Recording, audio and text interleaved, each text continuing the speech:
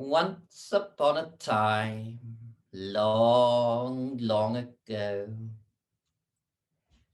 there was a very happy man and a very happy woman. They were poor folk, but they had each other, and well, they were happy. They lived in a little cottage that from the top window they could just see over the wall of a beautiful garden. A garden that belonged to a strange old woman. Some said she was an enchantress. Some just said she was a strange old woman. But all left her alone, which was how she wanted it. Now, the one sadness in the life of our new friends was that they had no children. And they tried and they tried and they tried. Now, in those days, of course, it was generally believed that a child was made when the life force of the man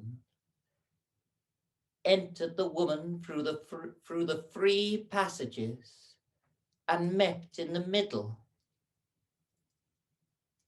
So you can just imagine the fun they had trying night after night. And of course, in those days, there wasn't any television, and books were very expensive and scarce. So, let alone the candles you'd need to read them. So there really wasn't anything else to do.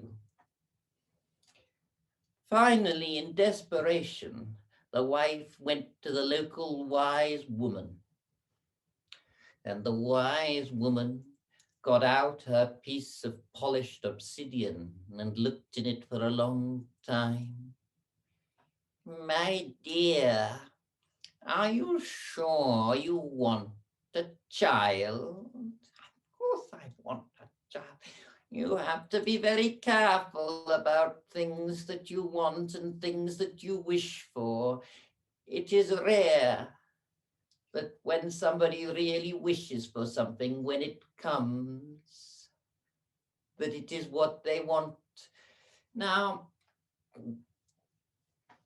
I think there was something in this of a warning. I can see here a way to you getting a child, but I can't see a way to it being the best idea. Are you quite sure? Tell me.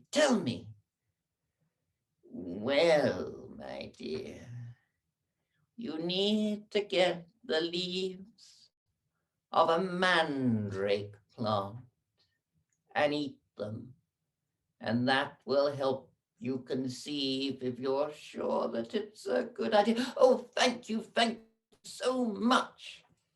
And she ran home and told her husband the good news. And she also, looking out of the window, said, look, there's a lovely bed full of mandrakes in our neighbour's garden. You pop over the wall and get them.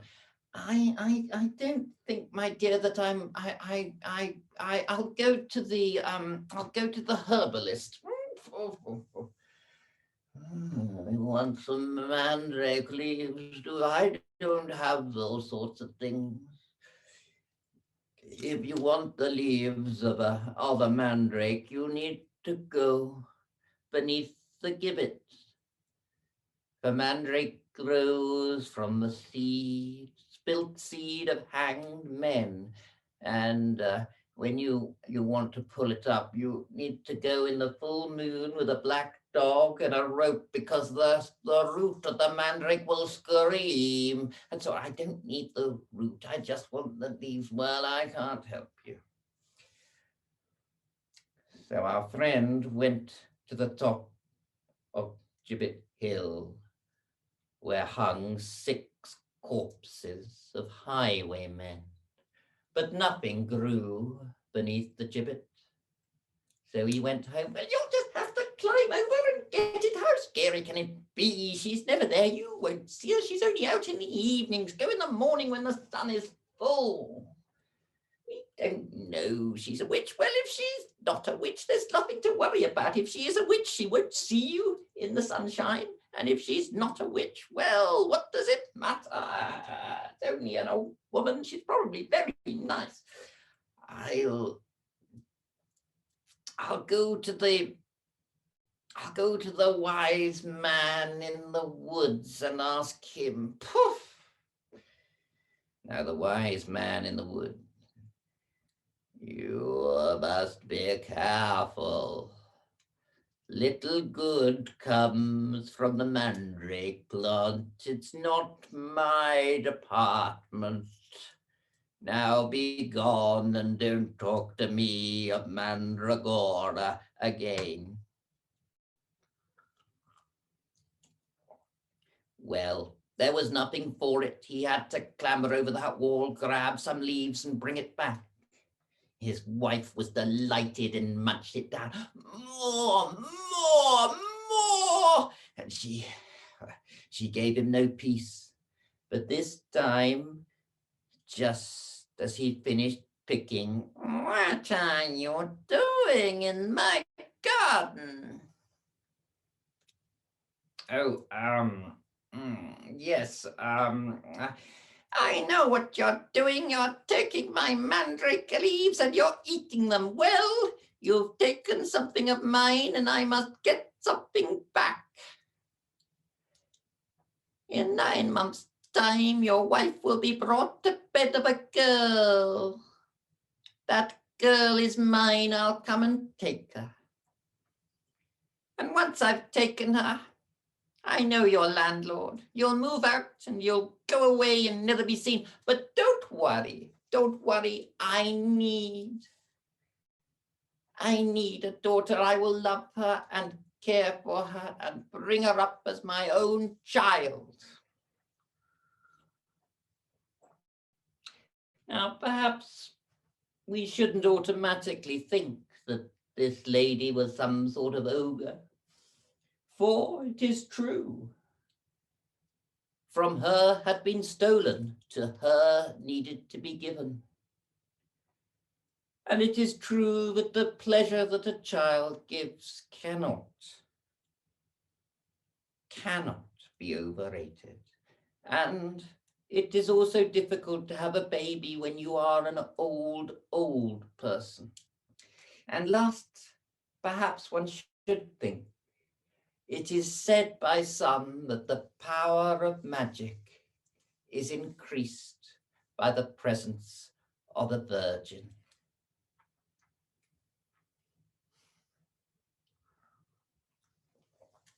Well, as the girl grew, she became more and more beautiful and skipped and played within the walled garden. But as she grew older and became more womanly,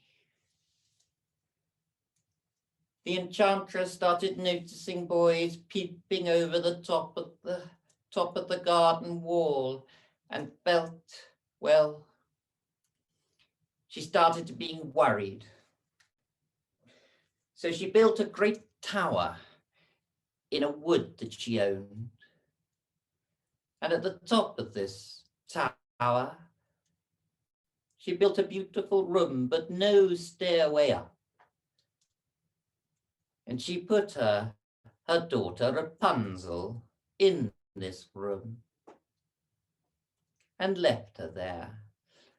But when she came to visit her, as she did every day, she would ask Rapunzel to let down her beautiful long hair, and then she'd clamber up. And then they'd spend a happy evening playing cards or backgammon and chatting backwards and forwards, and all was really rather nice and quite enjoyable. And Rapunzel would often spend the day singing.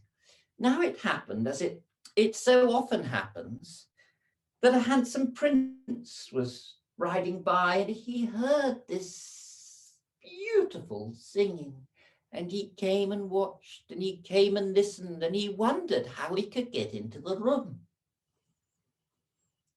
But one day he was there as dusk fell, and he saw the enchantress arrive, and he heard her cry, "Rapunzel, Rapunzel, let down your hair." Realizing that she was a creature of the half-light and the night, he came in the morning when the sun was up, and he said, "Rapunzel, Rapunzel, let down your hair." Well, Rapunzel let down the hair, and she was very surprised at this handsome prince coming in. Now, they soon became friends, and the prince came back every day. And of course, there are a lot of people who are, especially in olden times, a lot of people who are very keen on the idea of childhood innocence. So poor Rapunzel knew nothing of the world, and I'm afraid the prince knew everything of the world. And how should Rapunzel know that these were not the sort of things you were supposed to do with a gentleman visitor out of marriage? And how, well, how would she be able to protect herself? And of course, our friend, the prince, he believed that once the male force had touched the skin of the lady, well, a baby could happen. Well, I'm afraid to say that Rapunzel started to grow plumper and plumper. Now, she was no fool, this enchantress, and she noticed. She kept watch,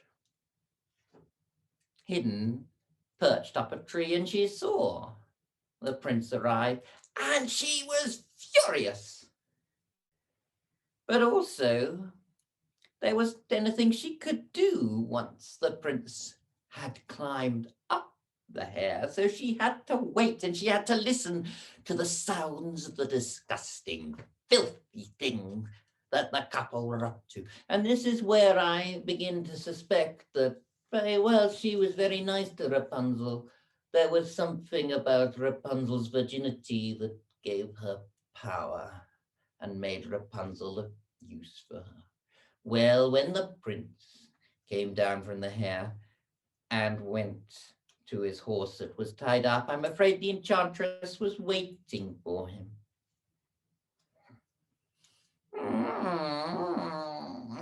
Nasty, nasty man! She grabbed him by the nose and looked at him in the eyes. Then, with her long fingers, she took one eye and pulled it out and swallowed it. Just like an oyster. And then she took the other. She put him on his horse, and she set fire to the horse's tail so that it would gallop far, far away. Then she went up the hair and was very, very cross with Rapunzel and banished her to a distant desert. Well, the poor eyeless prince traveled and wandered for many a year, seeking his beloved. But one day, in a great desert, he heard the sound of children playing, and following it, he heard a familiar voice. "My darling, is that you?" asked Rapunzel. "It is, my love," said the prince. And she took him in her arms, and she laid him down with his head on her lap, and she looked at the face that had once been so handsome and full of youth, and now was gaunt, and there were two empty sockets where the eyes used to be. And she cried and cried and cried, and the tears came out of her eyes, and they went down into his eye sockets. And when his eye sockets were filled with her tears became eyes, and he could see again, and they could love again. And they went back to his kingdom, and they were married. And, well, they lived happily ever after.